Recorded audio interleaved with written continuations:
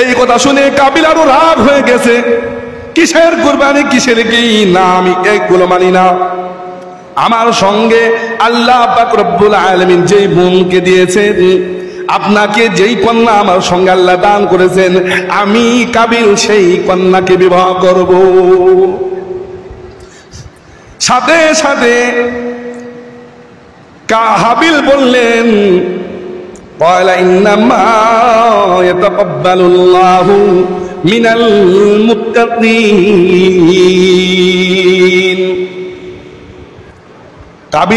হাবিল খুব ভালো ছেলে ছিলেন, মুত্তাকি, পরহেজগার। সাথে সাথে বললেন, আল্লাহ পাক মুত্তাকি পরহেজগারদের কর্মফলকে কবুল করেন।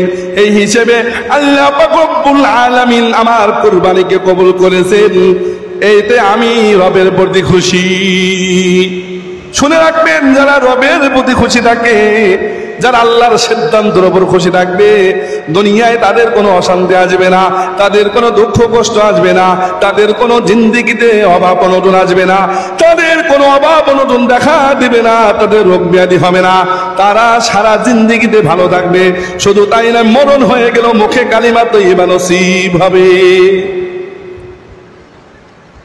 যারা পরহেজগার হয়, যারা মুত্তাকি হয়, যারা আল্লাহর নৈকট্যতম বান্দা হয়, যারা আল্লাহকে মহব্বত করে, যারা নবীকে মহব্বত করে, দেখবেন দুনিয়ার জিন্দেগি যদি তাদের উপর কষ্ট আসে, যদি আল্লাহ পাক রব্বুল আলামিন মুত্তাকিদেরকে বিভিন্ন সময় বিভিন্ন ভাবে পরীক্ষা করেন, দেখি আমার বান্দা আমাকে কতটুকু ভালোবাসে। মা সন্তানকে পরীক্ষা করে কিনা? অনেক সময় সন্তানকে বারবার যদি কোনো কিছু চাই, পরীক্ষা করে দেখি আমার সন্তান, আমি তাকে নিষেধ করেছি, দেখি আমার কথা শোনে কিনা, আমাকে মহব্বত করি না। মা সন্তানকে পরীক্ষা করে, বাবা সন্তানকে পরীক্ষা করে, দেখে সন্তান আমার কথা মতো চলে কিনা। ঠিক তেমনি ভাবে আল্লাহ পাক রব্বুল আলামিন বিভিন্ন সময় বিভিন্ন মুহূর্তে আল্লাহ পাক রব্বুল আলামিন তার নৈকট্য বান্দাদেরকে পরীক্ষা করে। ওই পরীক্ষা কে পাস করে বসে বলেন? হাবিল পাস করেছে, তার কুরবানি কবুল হয়েছে। সাথে সাথে কাবিল বলতে লাগলো, ভাই তুমি শুনে রাখো, আমি তোমাকে হত্যা করব। কি করব? واتل عليهم نبأ ابني آدم بالحق إذ قربا قربانا فتقبل من أحدهما ولم يتقبل من الآخر। এটা আমার কোনো কথা না, কোনো কাব্য কবিতা না, কোনো ইতিহাস না। কোরআনের মধ্যে আল্লাহ পাক রব্বুল আলামিন হাবিল কাবিলের কথা বিস্তারিত ভাবে কোরআনে কারীমের মধ্যে সূরাতুল মাইদার মধ্যে আল্লাহ পাক রব্বুল আলামিন 6 নম্বর পারার 11 নম্বর পৃষ্ঠায় বিস্তারিত আলোচনা করেছে। এটা আমার কথা বলে অতলু আলাইহিম, আল্লাহ পাক রব্বুল আলামিন নবীকে আদেশ করেন, কি করেন? ও নবী, আপনি আপনার উম্মতদেরকে সারা জাহানের যত আলে উম্মত আসবে তাদের মাঝে হাবিল এবং কাবিল ঘটনা তুমি উল্লেখ করে দাও, বর্ণনা করো, বিস্তারিত ভাবে বলে দাও। কি বলবা জানি? সত্য ঘটনা বলবা, মিথ্যা বলবা না। মিথ্যা বললে তোমার নবুয়ত থাকবে না। এখানে মিথ্যার কোনো আশ্রয় নাই। অতলু আলাইহিম নাবা ইবনাই আদম বিল হক। বিল হক মানে কি? হাক্কুন মানে সত্য, কি বলেন ঠিক না? যথাযথভাবে যেইভাবে আপনার উপর বর্ণনা করা হয়েছে, ঠিক তেমনি ভাবে ওইভাবে আপনি আপনার উম্মতের মাঝে সুন্দরভাবে বর্ণনা করে দিবেন, তাদেরকে জানিয়ে দিবেন, যাতে করে তারা বুঝতে পারে যারা রবের পক্ষ থাকে, যারা আল্লাহকে মানে, তারা কোনোদিন আল্লাহর পক্ষ থেকে কোনোদিন তারা দূরে থাকবে না। মাওলার সঙ্গী হবে কিয়ামতের ময়দানে। আল্লাহ পাক রব্বুল আলামিন তাদেরকে বেছে বেছে খুঁজে খুঁজে জান্নাত পর্যন্ত পৌঁছায় দিবেন। আল্লাহ পাক রব্বুল আলামিন তাদের জন্য 8টা জান্নাতকে ওয়াজিব করে দিবেন। ইদিসি ইদা বলবেন, হে আমার প্রিয় বান্দা, তোমার যেদিকে যাওয়ার ইচ্ছা, তুমি এই 8টা জান্নাত আছে, যেই জান্নাতের দরজা দিয়ে ইচ্ছা হয় তুমি ঢুকো, তোমার জন্য নাজ নিয়ামত অপেক্ষা করছে। শুধু তাই নয়, ফেরেশতারাও তাকে স্বাগতম জানাবে। কি বলে জানেননি? নাহনুল খালিদাতু ফালা নাবিদু, নাহনুল খালিদাতু ফালা নাবিদু, ওয়া নাহনুন নাঈমাতু ফালা নাবআসু, ওয়া নাহনুর রাদিয়াতু ফালা নাসমাদু, তুবা লিমান কানা লানা ওয়া কুন্না লাহু। ফেরেশতারা বলবে, বান্দা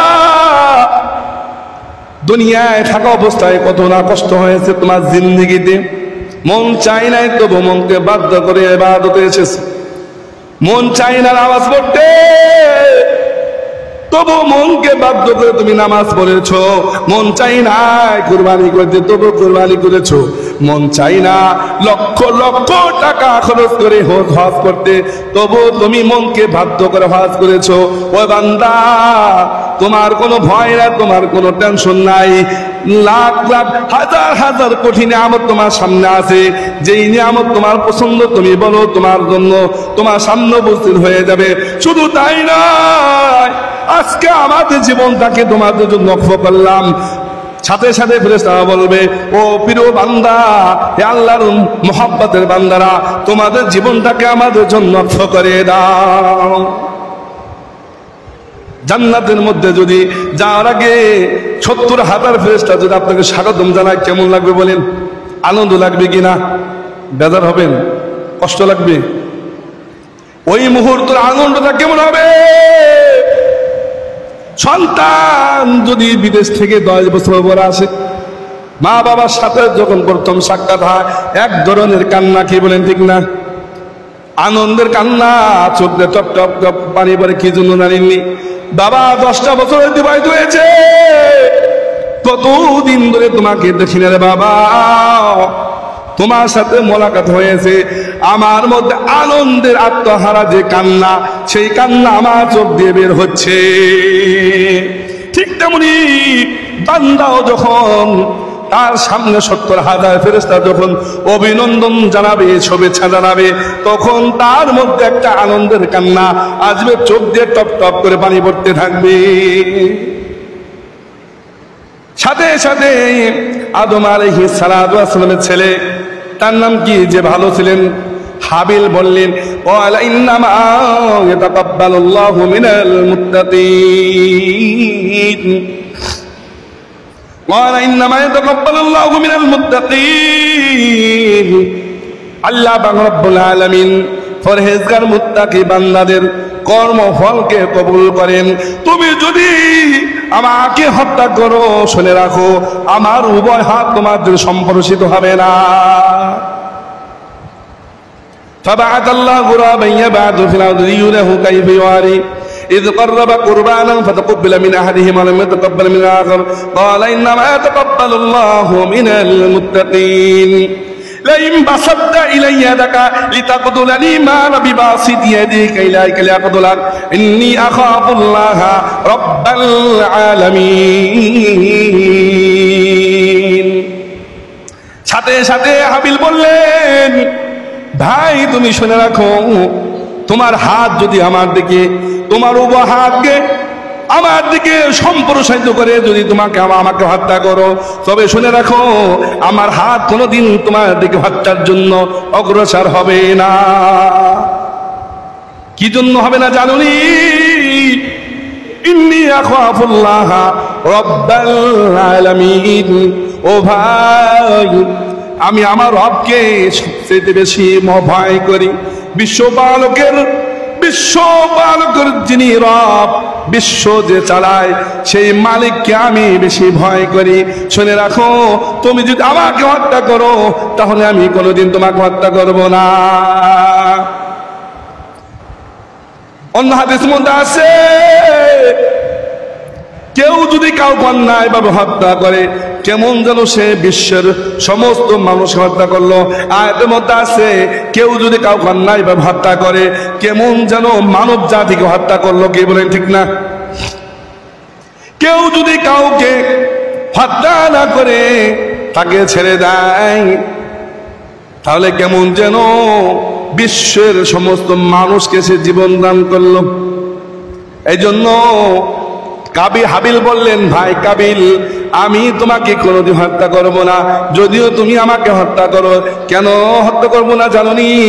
ইন্নী আখাফুল্লাহ রাব্বাল আলামিন, আমি আমার রব আল্লাহ রাব্বুল আলামিনকে অনেক পরিমাণ ভয় করি। কি জন্য জানোনি? কারণ মরণ হয়ে গেলে কেউ যদি কাউকে অন্যায়ভাবে হত্যা করে, তার জন্য কিয়ামত পর্যন্ত জান্নাতকে হারাম করা হবে। আমি দুনিয়া লোভ লালসা চাই না, আমি দুনিয়ার কোন সুন্দরী নারীকে চাই না। আমার নিয়ম অনুযায়ী ওই বোনকে বিবাহ করার অধিকার আমার ছিল, যদিও তুমি আমাকে দিচ্ছ না, দিতেছ না, আরো অন্যায় বাবা আমাকে হত্যা করছো। ও ভাই, তুমি শুনে রাখো, আমি দুনিয়ার কোনো লোভ লালসা করছি না, সুন্দরী নারী কামনা করছি না, আমি আমার রবকে ভয় করি। এই কারণে যদি তুমি আমাকে হত্যা করো, তাহলে কিয়ামতের ময়দানে তোমার জন্য আল্লাহ পাক রব্বুল আলামিন জান্নাতকে হারাম করে দিবেন।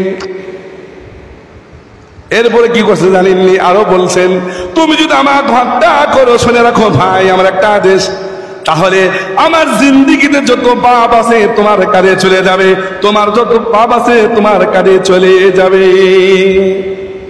এরপরও ফাতাওয়াত লাহু নাফসু কতলা আখিহি ফাকাতালাহু ফাআসবাহা মিনাল খাসিরিন। মনের মধ্যে শয়তান প্ররোচনা দিতে লাগলো, এমন ভাবে করোন ওই কাবিলের মধ্যে শয়তান সৃষ্টি করলো, এমন ভাবে প্ররোচনা দিল, ওই প্ররোচনার ফলে সে তার ভাই হাবিলকে হত্যা করে ফেললো। তার ভাই কি করলো? কাবিল হাবিলকে হত্যা করলো। কাবিল খারাপ ছিল, হাবিল ভালো ছিল, এটা বুঝতে হবে। কাবিল হাবিলকে হত্যা করলো, ফাকাতালাহু ফাআসবাহা মিনাল খাসিরিন। সাথে সাথে আল্লাহ পাক রব্বুল আলামিন বললেন, হাবিলকে হত্যা করা মানে কি? ওই কাবিল ক্ষতিগ্রস্তদের অন্তর্ভুক্ত হয়ে গেল, মানে কি তার জন্য জান্নাতকে হারাম করে দেয়া হলো। হত্যা হয়ে গেছে, চিন্তায় চিন্তিত মানুষ দেখবেন ভুলে যদি কোনো কাজ করে ফেলে, সাথে সাথে তার মিধা ফিরে আসে, যে তার যে জেহেন আছে, জেহেনটা ফিরে আসে, কি করলাম, হায় আফসোস, আমি আমার ভাইকে মেরে ফেললাম, দুনিয়ায় আমার একটা ভাই, তাকে মেরে ফেললাম। মানুষ মারার আগে বুঝে না, মারলে তার বুঝে আসে কেন আমি হত্যা করলাম। এখন এই মরদেহ কি করবে? ওই সময় পৃথিবীতে আর কোনো মানুষ নাই। আমরা মানুষ মারা গেলে হত্যা হোক ভাবে তাকে একা মারা যাক, তার জন্য দাফন কাফনের ব্যবস্থা কি বলেন, ঠিক না? কি করি?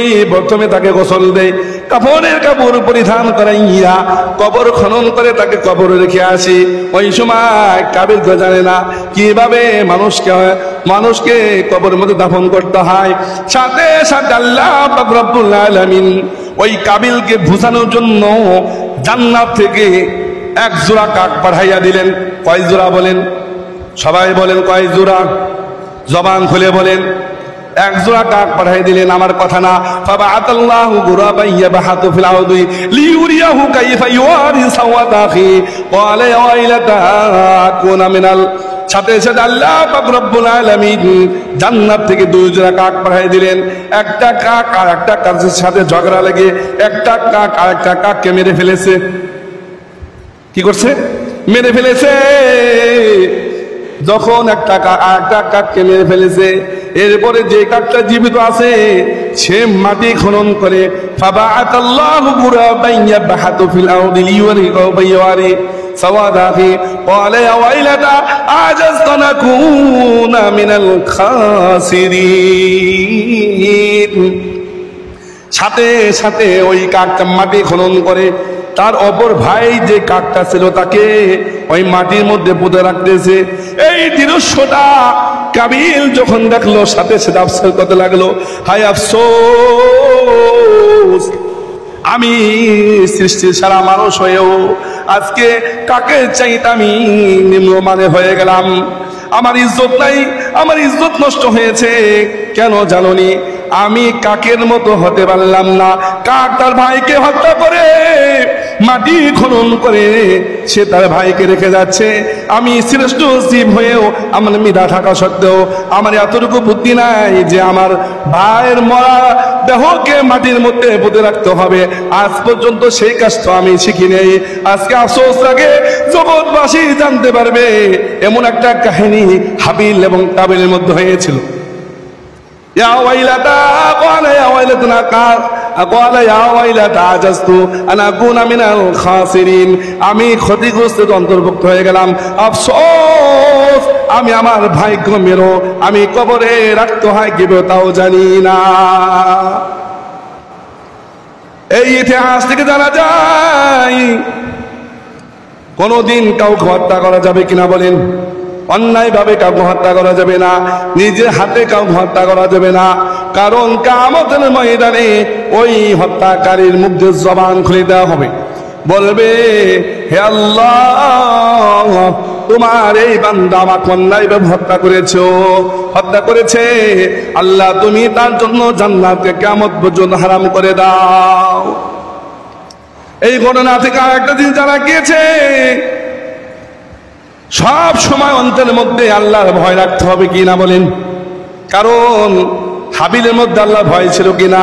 ভয় থাকা সত্ত্বেও সে ইচ্ছা করলেও কাবিল হত্যা করতে পারতো কি বলেন? ঠিক না? যখন কাবিল হাবিলকে হত্যা করতে গিয়েছে, কিন্তু হাবিল তাকে হত্যা করার জন্য তার অগ্রসর হয় নাই। এই জন্য কেউ কাউকে যদি মারতে যায় তাহলে অগ্রসর হওয়া যাবে না। কারণ আমি যদি তাকেও মারতে যাই তাহলে কিয়ামতের ময়দানে আমারও হত্যাকারীদের কাতারে উঠতে হবে। এর থেকে একটা ঘটনা আমরা জানতে পেরেছি, সেটি হলো কুরবানি করতে হবে কার জন্য বলেন? কার জন্য করতে হবে কুরবানি? আল্লাহর জন্য করতে হবে। কারণ হাবিল আল্লাহর জন্য কুরবানি করেছিলেন বিদায় পাহাড়ের উপর আকাশ থেকে আগুন এসে তার পশুকে জ্বালিয়ে ভস্ম করে দিয়েছিল। মানে আল্লাহ পাক রব্বুল আলামিন হাবিলের কুরবানিকে কবুল করেছেন। কি জন্য জানেননি? তার মধ্যে একমাত্র আল্লাহর ভয় ছিল। আল্লাহকে খুশি করার জন্য, আল্লাহকে পাওয়ার জন্য, আল্লাহকে রাজি খুশি করার জন্য তিনি এই কুরবানিটি করেছিলেন। এর জন্য ভাইয়া দোস্ত বুজুর্গ, সামনে আমাদের কুরবানি আসতেছে। কুরবানি কার জন্য করতে হবে বলেন? গোশত খাওয়ার জন্য কুরবানি করা যাবে না, মানুষকে দেখানোর জন্য কুরবানি করা যাবে না। জমুক মনে হয় লাখপতি হয়েছে তাই কুরবানি করে মানুষ বাহবা দিবে। আব্দুল সত্তার খুব ভালো মানুষ, বছরে বছর কোরবানি দা, এই আশায় মানুষ বাহবা দিবে, শুভেচ্ছা জানাবে, অভিনন্দন জানাবে, সেই জন্য কোরবানি দা। আল্লাহ বলেন, ও বান্দা, মানুষের দেখার জন্য কোরবানি করেছো, প্রত্যেকটা লমের বিনিময় যে আমি একটা নেকি দিতাম, নেকির দূরের কথা, প্রত্যেকটা বিনিময় লমের বিনিময় আমি তোমার নেকির পরিবর্তে গুনাহ লিখে দিলাম। কারণ কুরবানি কার জন্য হতে হবে বলে? একমাত্র আল্লাহর জন্য করতে হবে। যাদের সামর্থ্য আছে তাদের কুরবানি করতে হবে। আফসোস লাগে ভাই, টাকা পয়সা থাকলেও হজ করতে যায় না। হজ করলে আপনার কোনোদিন লোকসান হবে না রে ভাই। আল্লাহর জন্য করেন, আল্লাহ কিভাবে আপনাকে ব্যবস্থা করে দেবেন। নিয়ত করেন। আজকে দেখবেন মানুষ নিয়ত সই না হওয়ার কারণে হজও করতে পারে না, কুরবানি করতে পারে না।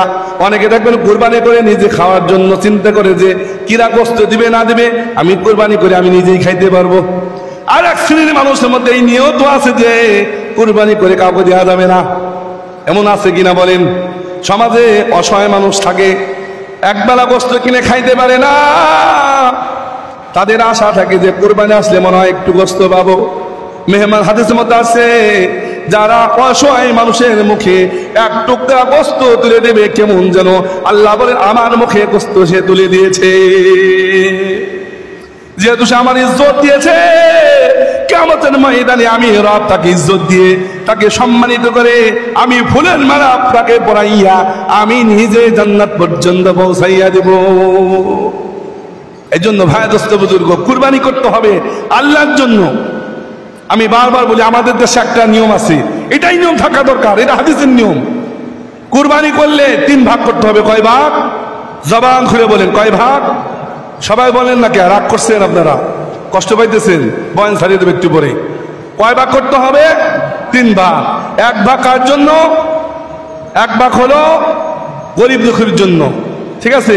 1 ভাগ আত্মীয় স্বজনের জন্য, 1 ভাগ হলো নিজের জন্য। এখন এই 3 ভাগ করার পরে আমাদের দেশে যে নিয়ম, 1 ভাগ আমরা মসজিদে পাঠাই দিই।